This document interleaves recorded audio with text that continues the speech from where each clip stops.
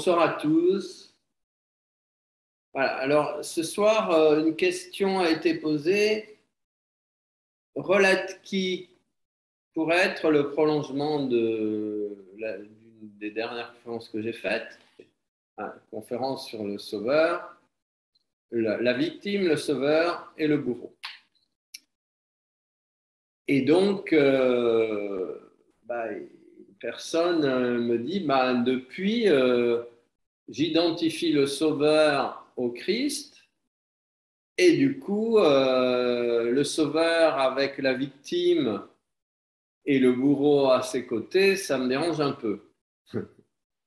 Alors, si vous voulez, je trouve ça très intéressant comme image. Évidemment, ça ne vous aura pas échappé que victime, sauveur et bourreau, c'est une trinité. Donc, ça fait longtemps que je vous raconte que dans un monde unitaire, en fait, tout est un, et que jamais par exemple, la haine n'est pas le contraire de l'amour, mais c'est un bas degré de l'amour. La rancune n'est pas le contraire de l'amour, mais c'est un degré intermédiaire entre la haine et l'amour. Voilà. Alors, nous allons essayer de transférer cette idée de l'unité sur la Trinité. Donc, si vous voulez, le triangle victime, sauveur, bourreau, c'est un bas niveau de l'amour. Enfin, c'est un bas niveau de l'expression de l'amour de la Trinité. Mais il y a tout un tas de niveaux extraordinaires d'expression de la Trinité. Alors évidemment, les qualités numéro 1 de la Trinité divine, c'est la vie, l'amour et la lumière. Voilà. Mais la plus importante, c'est la vie. Et c'est la vie éternelle, qui n'a ni commencement ni fin, elle est reliée au Père. Alors, imaginez, je pourrais faire ça au niveau géométrique, mais je n'ai pas les outils là. Imaginez le Père, ou le Père-Mère, Dieu créateur de tout ce qui est, à l'origine de tout. Imaginez-le comme la source de vie absolue. Et donc cette vie automatiquement éternelle.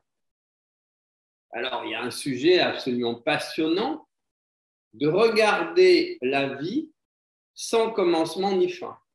Parce que vous représentez à quel point le mental analytique humain est emprisonné dans le temps linéaire. C'est quoi le temps linéaire? C'est un temps qui a un commencement et une fin.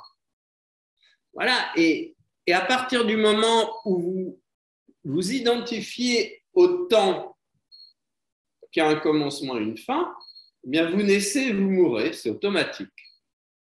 Mais si vous identifiez à un temps qui n'a ni commencement ni fin, mathématiquement, vous ne pouvez plus naître ou mourir. C'est absolument mathématique. Donc, si vous voulez, un des objectifs de cet enseignement, c'est de nous faire sortir du temps linéaire pour nous faire entrer dans le temps d'éternité. Ce temps sans commencement ni fin, qui faisait dire au Christ, le Père et moi, nous sommes un. Et chacun d'entre nous, quand il sortira du temps linéaire pour entrer dans l'éternité du temps, pourra dire, le Père et moi, nous sommes un. Parce que la caractéristique du Père, c'est vraiment l'éternité temporelle. Et s'il n'y a pas de temps, il n'y a pas d'espace. Ou plus exactement, s'il n'y a pas de temps, chaque particule de l'espace est à l'intérieur de nous. Et si c'est à l'intérieur de nous, on est instantanément à n'importe quel point de cet espace. C'est une des raisons pour laquelle nous travaillons sur l'expansion spatiale. Et plus nous acquérons, nous vivrons, nous intégrerons cette expansion spatiale, plus nous sortirons du temps. Et plus on pourra dire, le Père et moi, nous sommes un. Alors, pour revenir au Père, vous avez la vie qui est en action dans sa propre création. Et qu'est-ce qu'elle va faire? Elle va avoir besoin d'instruments pour mettre la création en action. Regardez l'être humain.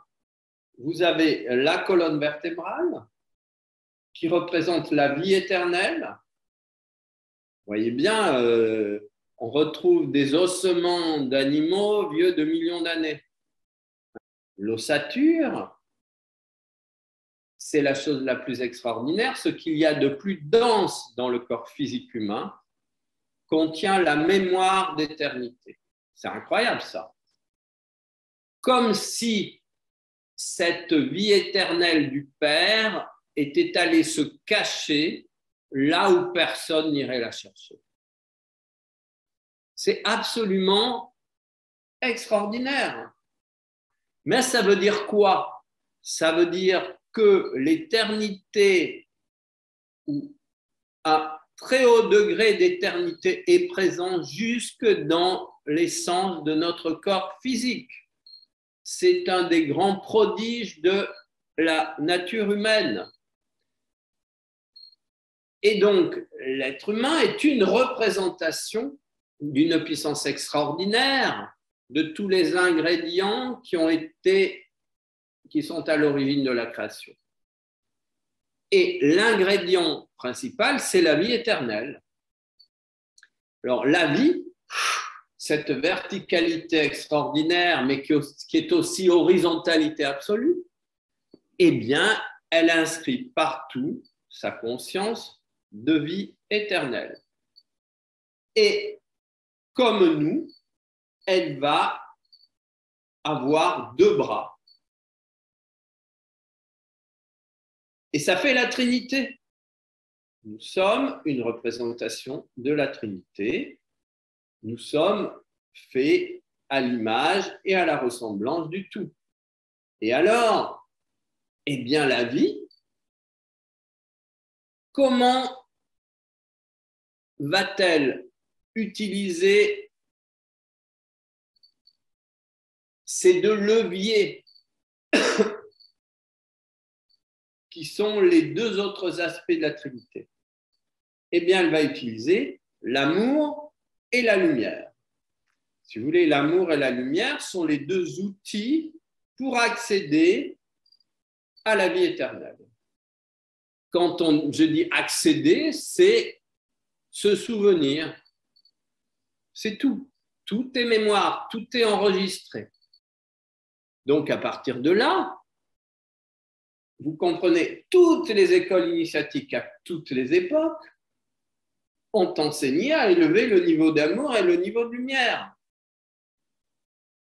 Et c'est absolument complémentaire. Pour élever le niveau d'amour, il faut nettoyer tous les sentiments négatifs. Et pour élever le niveau de lumière, il faut libérer son mental de toutes les interférences. L'amour a, chez l'être humain, comme représentation le corps émotionnel, et la lumière a pour représentation le corps mental. Et puis il y a d'autres niveaux, on va dire, de lecture. L'âme est la projection, on va dire, aussi de l'amour, et l'esprit est la projection de la lumière. Mais tout, absolument tout, n'est rien d'autre qu'une condensation de l'amour et de la lumière. Alors, si vous voulez, le pôle amour, on va dire, c'est le Christ. Et le pôle lumière, c'est le Saint-Esprit. Mais à ce moment-là, si vous voulez, l'amour est le 2 et la lumière est le 3. Mais le 2 et le 3 sont interchangeables parce que selon que vous les regardez de devant ou de derrière, ils s'inversent. Et à ce moment-là, le Christ devient la lumière. Je suis la lumière et la vie. Et la lumière devient l'amour. Mais à ce moment-là, l'amour n'est plus le Saint-Esprit, mais la mère divine. Donc, si vous voulez, le 3, dans sa représentation de lumière, c'est le Saint-Esprit, et dans sa représentation d'amour, c'est la mère divine. En revanche, le 2, c'est toujours le Christ qui est à la fois une représentation de l'amour et de la lumière. Voilà, donc vous avez là le jeu infini de la création qui se fait par le biais de l'amour et de la lumière. Et alors évidemment, ça va se projeter à tous les niveaux de la création. Partout, vous trouverez la Trinité. Partout, vous trouverez des images de la Trinité. Une cellule est une extraordinaire représentation de la Trinité. Vous avez le Père, l'Esprit, le Fils, le cytoplasme, et la Mère Saint-Esprit, la membrane. Ce qui veut dire que dans le noyau se trouve aussi, dans le noyau de chaque cellule, se trouve aussi la mémoire de vie éternelle. Parce que c'est là que se trouve le Père. Donc vous avez cette mémoire d'éternité dans le noyau des cellules et dans l'ossature du corps. C'est absolument extraordinaire. La Trinité est partout. Mais vous ne pouvez pas comparer, on va dire, l'éveil de la Trinité Père, Christ et Mère Saint-Esprit avec la Trinité cellulaire d'un humain, d'un animal, d'une plante, ou d'un minéral. Donc vous voyez que la Trinité est manifestée partout à des niveaux de fréquences différents, de fréquences vibratoires diverses. Voilà, et donc tout est en évolution dans le monde de l'apparence spatio-temporelle. Voilà. Donc dans ce monde d'évolution spatio-temporelle, tout évolue et en même temps, tout est déjà fini, bien qu'il n'y ait ni commencement ni fin. Parce que tout n'est qu'une représentation de la Trinité. Voilà, donc quand on en revient, si vous voulez, à la triangulation victime, sauveur, bourreau, ça n'a rien à voir avec le Christ. Ça n'a rien à voir avec la figure humaine de sauveur de Jésus. Le Christ, c'est le principe transcendant, on va dire, qui permet à la matière, par l'amour, de devenir éternelle, de se révéler à sa propre mémoire d'éternité. Et disons que qu'est-ce que c'est que le vrai sauveur?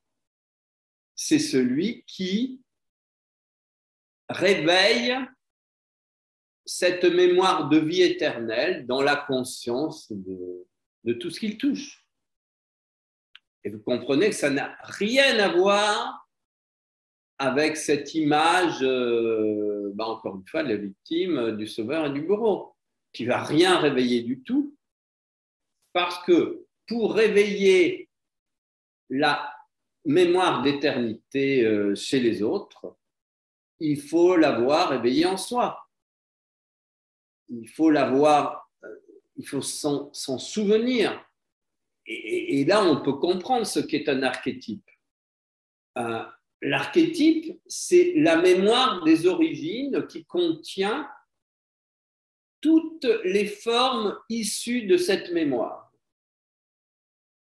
Et l'archétype de tous les archétypes, c'est la vie éternelle. Parce que tout naît de là. Voilà. Et donc, quand on travaille avec la vie éternelle, ce concept nous amène à nous souvenir de tout.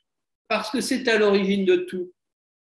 Alors, beaucoup diront la vie éternelle, qu'est-ce que c'est ce truc? Gna, gna, gna, gna, ça n'a aucun sens. Chacun est libre de continuer à s'identifier à la mort ou de changer de chemin. Hein. Voilà. C'est la liberté de chacun. Et nous terminerons par ce cri « Vive la liberté !» Mais la liberté, elle est dans la vie éternelle, avant tout. Voilà, je vous embrasse.